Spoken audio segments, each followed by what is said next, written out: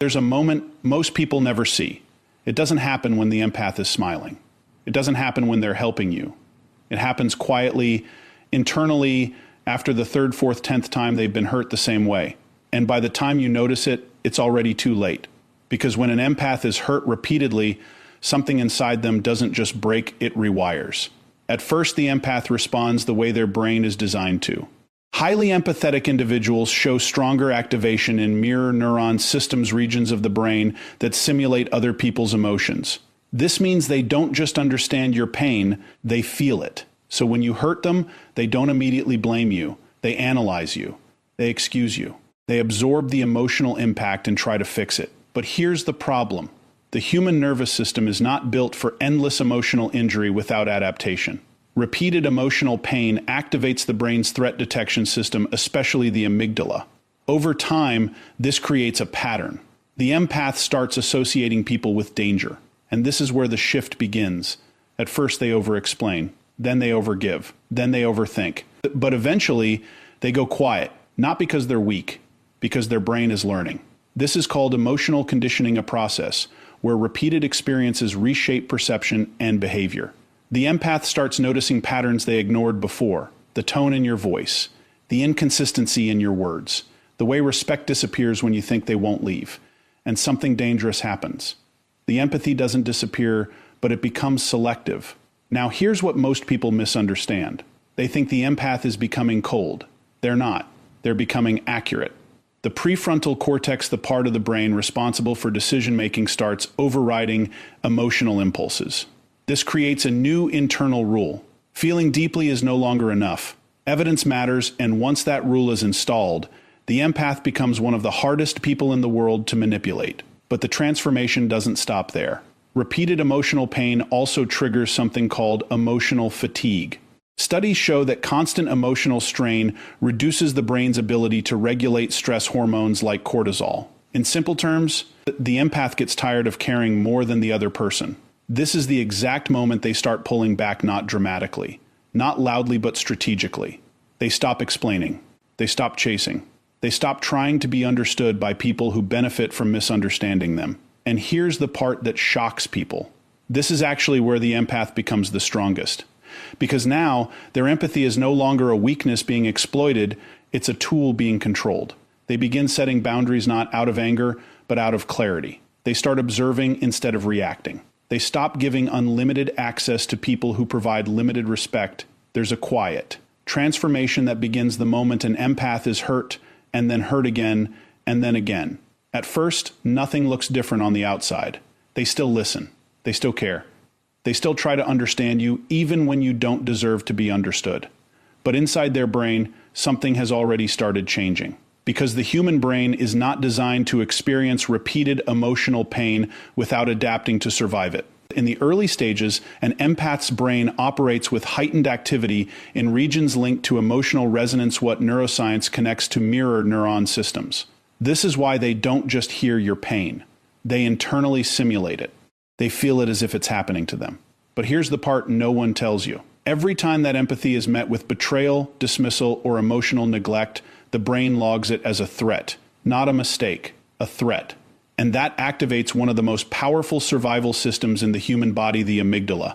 The amygdala does not care about your intentions. It only tracks patterns.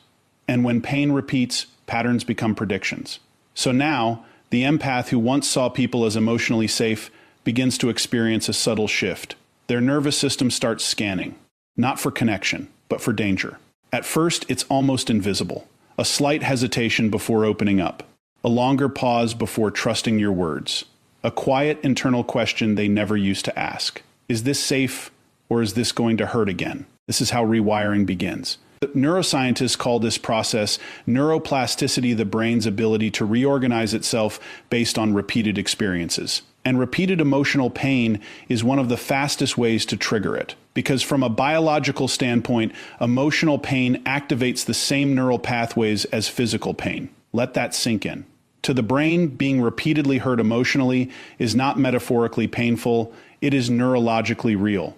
Studies using brain imaging have shown that social rejection and emotional distress light up the same regions associated with physical injury. So when an empath is hurt again and again, their brain doesn't interpret it as just feelings. It treats it like ongoing damage, and the body responds accordingly. Stress hormones like cortisol begin to rise more frequently. The nervous system shifts into a semi-permanent state of alertness. This is why empaths who are repeatedly hurt often feel exhausted, even when they've done nothing physically demanding, because they are. Emotionally, neurologically, chemically, they are in a constant cycle of processing, anticipating, and protecting. And here's where it gets even more intense. With enough repetition, the brain stops waiting for the pain to happen.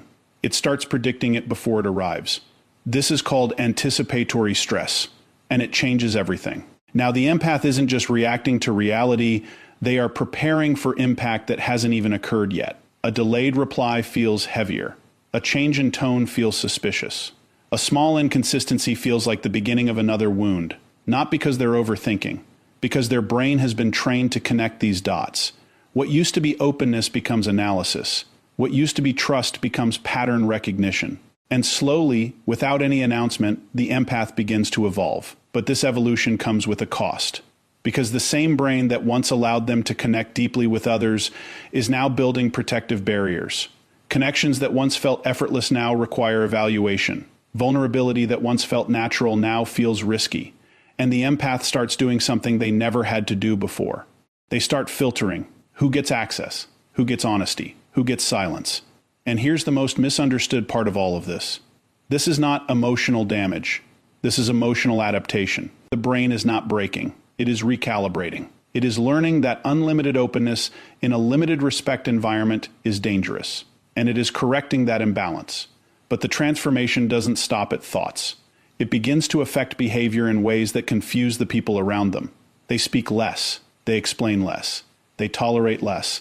Not because they've lost their ability to care, but because their brain has learned that caring without boundaries leads to pain, and the nervous system is designed to avoid repeated pain at all costs. So now, instead of leaning in, they lean back. Instead of giving more, they observe more. Instead of reacting emotionally, they process strategically.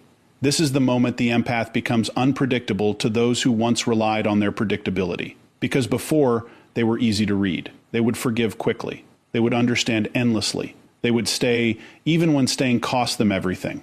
But now, their brain has new data, and new data creates new behavior. And behavior is what people notice. Suddenly, the empath doesn't respond the same way. They don't chase clarity. They don't argue for connection. They don't beg to be understood, because their brain has already run the pattern. It already knows how the story ends. And this is where their internal power begins to rise. Not loudly, not aggressively, but with a quiet certainty that changes everything. Because once the brain has been rewired through repeated emotional pain, it becomes almost impossible to return to blind trust. The empath doesn't lose their depth.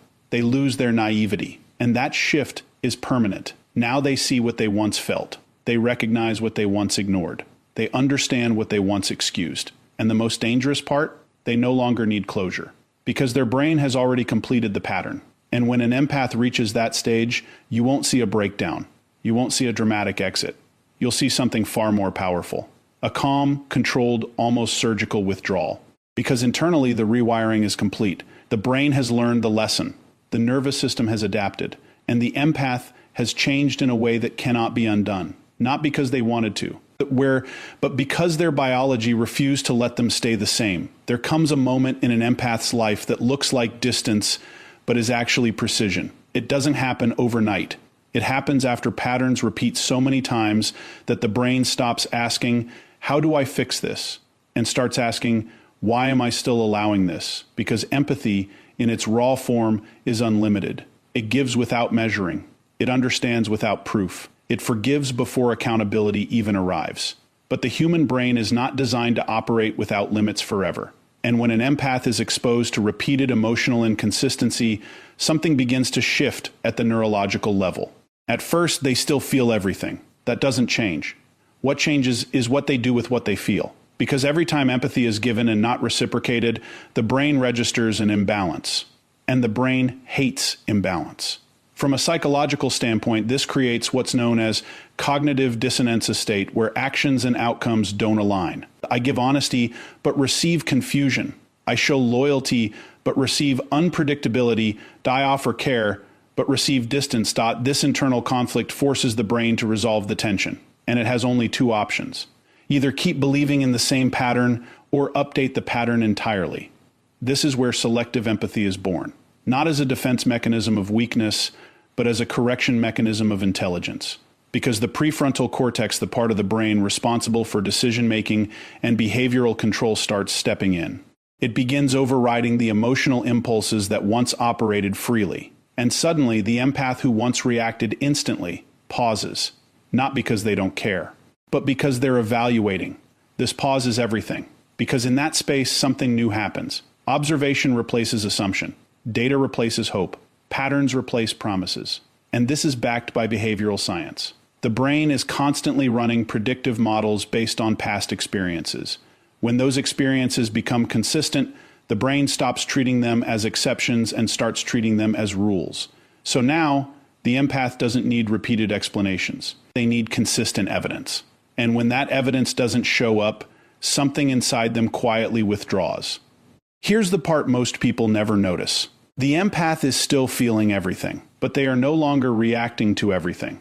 This is emotional regulation at its highest level, and it's not natural to them. It's learned through pain, because repeated emotional disappointment trains the brain to conserve energy. Caring deeply for the wrong people is not just emotionally draining, it is biologically expensive. Every emotional surge triggers chemical reactions: dopamine, oxytocin, cortisol. And when those cycles are constantly disrupted by inconsistency, the brain starts reducing investment to protect itself. This is why the empath becomes selective, not cold, not detached, selective. They begin choosing where their empathy goes the same way a strategist chooses where to place resources, because now they understand something they didn't before. Empathy without boundaries is self-destruction. And once that realization locks in, their behavior changes in ways that feel almost unrecognizable. They stop explaining their intentions to people who misinterpret them. They stop offering emotional access to people who misuse it. They stop trying to be understood by those who benefit from misunderstanding them. And this isn't emotional shutdown. It's emotional precision. Because selective empathy doesn't mean feeling less. It means directing feeling correctly. This is where the empath becomes dangerous to toxic dynamics, because they are no longer predictable. Before, you could rely on their patience. You could rely on their forgiveness. You could rely on their willingness to stay, even when staying made no sense. But now, there are conditions. Unspoken, but real. Consistency matters. Respect matters. Effort matters. And if those variables aren't present, the empath doesn't argue. They adjust. Quietly. Strategically. And here's the psychological shift that changes everything. They stop asking, how can I make this work? And start asking, does this deserve to work? That single question rewires the entire dynamic, because now empathy is no longer given freely. It is earned, not through words, but through patterns. And patterns don't lie. From a neuroscience perspective, this shift is tied to increased activity in areas responsible for risk assessment and impulse control. In simple terms, the empath is no longer operating purely from emotional instinct. They are integrating logic. And when emotion and logic align, decisions become final. That's why when a fully aware empath pulls back, it feels sudden to everyone else. But internally, it was gradual, calculated, tested over time, every ignored boundary, every repeated behavior, every moment where effort wasn't matched. All of it was being recorded, not consciously at first, but neurologically, constantly, until one day the threshold is crossed, and the empath system updates. No announcement, no warning, just a shift. Now they invest differently. They listen more than they speak. They watch more than they react. They give less, but what they give is intentional. And here's the part that confuses people the most. When an empath becomes selective, they actually become more powerful in relationships that are healthy, because their empathy is no longer diluted. It's focused, which means the right people experience a deeper, more genuine connection than ever before, while the wrong people experience distance they can't understand. And that contrast reveals everything. Because selective empathy is not about rejection. It's about alignment. It's about recognizing that not everyone deserves the same version of you. And once an empath understands that there is no going back, they will still feel deeply. They will still care intensely. But they will no longer ignore reality to protect potential. They will no longer sacrifice themselves to maintain connection. And they will no longer confuse emotional intensity with emotional safety. Because now their empathy has evolved from something that was once automatic into something that is now intentional. And that transformation doesn't just protect them, it elevates them. Because an empath who chooses where to feel controls everything that once controlled them. And once that control is established, their presence becomes rare, their energy becomes valuable, and their empathy becomes something not everyone gets to experience anymore. There's a moment that feels like rejection, but it isn't. It feels like punishment, but it's not. It feels like the empath is pulling away to make a point, but the truth is far more unsettling. They're not trying to hurt you. They've simply stopped participating in a pattern that was hurting them. Because when an empath withdraws, it doesn't come from anger. It comes from exhaustion that has crossed a neurological limit. At the beginning, they try everything. They communicate. They explain. They adjust themselves in ways most people would never even consider. And every time they do this, their brain releases chemicals tied to connection: dopamine for reward, oxytocin for bonding. But when those efforts are ignored, dismissed, or taken for granted, something critical happens. The expected reward doesn't arrive, and this creates what neuroscience calls a reward prediction error. In simple terms, the brain expected connection, but received disappointment. Once or twice, the brain tolerates it. But repeated enough times, it starts updating the equation. Effort does not equal reward here. And once that equation changes, behavior follows. Because the brain is wired for efficiency. It will not continue investing energy into something that consistently produces loss. This is where withdrawal begins. Not as a decision made in one dramatic moment, but as a gradual reduction of investment. They respond a little slower. They share a little less. They stop initiating conversations that once felt natural, not to manipulate, not to test you, but because their brain is quietly cutting off a losing strategy. And here's the part that most people completely misread. They think the empath is playing games, but what's actually happening is far more biological than emotional. The empath is removing reinforcement. In behavioral psychology, reinforcement is what keeps a behavior alive. Attention, validation, emotional reactions. These are all forms of reinforcement. If someone behaves poorly but still receives attention, connection, or emotional energy, their behavior continues. Not because they're evil, but because it works.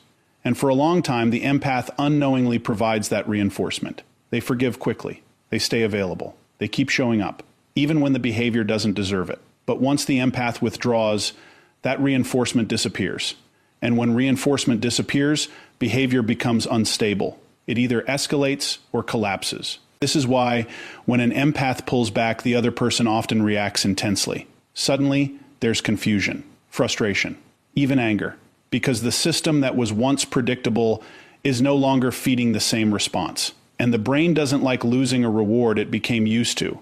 This triggers what's known as extinction behavior. When a previously rewarded behavior stops being rewarded, the brain temporarily increases the behavior in an attempt to regain the reward. That's why you might see sudden effort, unexpected messages, emotional reactions that were never there before. But here's the critical part. The empath is no longer responding the same way, because their brain has already completed the learning process. It has already recognized the pattern. And once recognition turns into certainty, the emotional attachment begins to dissolve, not instantly, but irreversibly. This is what makes their withdrawal feel so final, because it's not based on a temporary feeling. It's based on accumulated evidence. And evidence doesn't argue. It concludes. Now let's talk about the internal shift that happens at this stage. The empath stops seeking closure. This alone changes everything. Because closure psychologically is the brain's attempt to resolve uncertainty. But when patterns become clear enough, uncertainty disappears. There's nothing left to solve, nothing left to decode. The brain has already answered the question. And once that happens, the need to chase explanations vanishes. This is why the empath becomes quiet. Not because they don't have anything to say, but because they no longer need to say it. And silence in this context is not weakness, it's resolution. It's the brain signaling, we're done investing here. And here's where the real power begins. Because when emotional energy is withdrawn from one place, it becomes available somewhere else. The empath starts redirecting it. into themselves, into their peace, into relationships that don't require constant repair. And this is not just emotional, it's physiological. Chronic emotional stress has been shown to elevate cortisol levels, disrupt sleep patterns, weaken immune function, and even impact heart health. So when the empath withdraws from a toxic dynamic, they are not just protecting their feelings, they are protecting their body. Their nervous system begins to stabilize. Their mental clarity improves. Their energy returns. And for the first time in a long time, they feel safe. Not because the world changed, but because they changed their exposure to it. And this is why their withdrawal is not a loss. It's a correction, a realignment with what the brain and body were asking for all along. But here's the part that hits the hardest. Once an empath reaches this stage, they rarely go back, because the brain does not unlearn what it has fully understood. It doesn't forget the pattern. It doesn't ignore the data. It moves forward with it. And that makes their absence feel permanent, not dramatic, not explosive, just complete, because they didn't leave impulsively. They left after staying longer than they should have, after trying more than they needed to, after giving more than was ever returned. So when they finally withdraw, it's not an emotional reaction. It's a final decision backed by biology, psychology, and experience. And that's why it feels so different. There are no mixed signals, no half-presence, no lingering attempts to fix what has already been understood. Just distance, clear, intentional, unapologetic. And the most powerful part, they don't need you to understand it, because for the first time, they understand it themselves. And that changes everything. Because an empath who no longer seeks validation, who no longer reinforces what hurts, them who no longer confuses access with connection, becomes impossible to control. Not because they've hardened, but because they've aligned with truth, aligned with patterns, aligned with a version of themselves that no longer negotiates with disrespect. And once that alignment is in place, their withdrawal is no longer a question. It's an answer, final, silent, and stronger than anything they ever said out loud.